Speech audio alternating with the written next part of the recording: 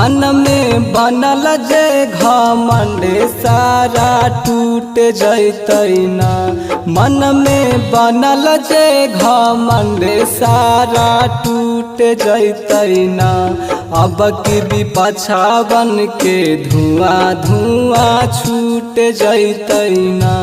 अब की भी पाछा बन के धुआं धुआं छूट जैतै ना। अब की भी पाछा बन के धुआं धुआं छूट जैतै ना। जब तक सूरज चांद रहेगा प्रियंका दीदी का नाम रहेगा। जीतेंगे भाई जीतेंगे। प्रियंका दीदी जीतेंगे। जब तक सूरज चांद रहेगा प्रियंका दीदी का नाम रहेगा। अमडंडा पंचायत का मुखिया कैसा हो? प्रियंका दीदी जैसा हो।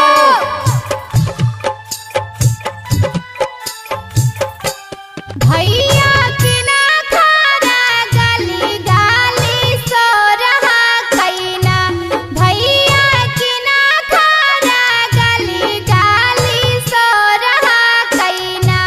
भैया की ना खा जीतावे लतावा तोड़ा हाथिन ना। जनता की ना खा जीतावे लतावा तोड़ा हाथिन ना। दीदी ग्राम पंचायत में डंडा में बाड़ी सोर हा कैना। दीदी ग्राम पंचायत में डंडा में बाड़ी सोर हा कैना। लोग बन प्रियंका भारती के जितावे लताबा तोड़े हाथिन ना।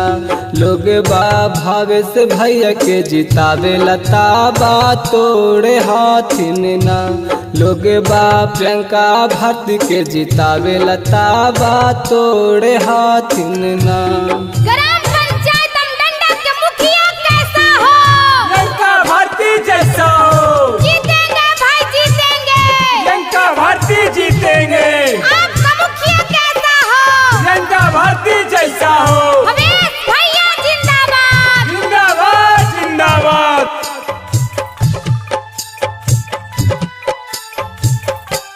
भैया घुसखोरा बन के फेरा में मौत आई है ना। भैया घुसखोरा बन के फेरा में मौत आई है ना। दीदी प्रियंका भारती के आशा जीताई दी है ना।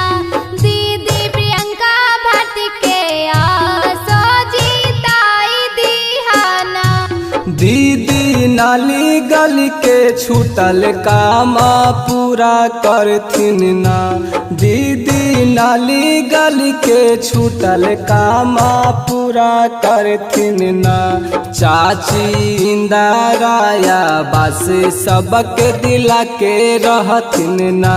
चाची इंदराया बस सबके दिला के रहथिन ना।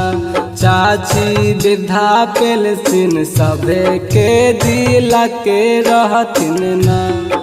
जब तक सूरज चांद रहेगा प्रियंका दीदी का नाम रहेगा। जीतेंगे भाई जीतेंगे।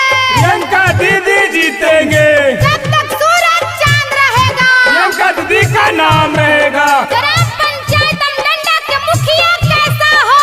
प्रियंका भारती जैसा हो। भैया सुना लही झंडा अब की गाड़ा देथिन ना। भैया सुना लही झंडा अब की गाड़ा देथिन ना। अब भी पाछा बन के जड़ा से उखाड़ देथिन ना। अब भी पाछा बन के जड़ा से उखाड़ देथिन ना। मन में बनल जे घमंड सारा टूट जैतै ना। मन में बनल जे घमंड सारा टूट जैतै ना।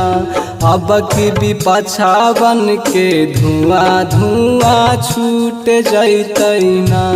अब की भी पाछा बन के धुआं धुआं छूट जैतै ना। अब की भी पाछा बन के धुआं धुआं छूट जैतै ना। भैया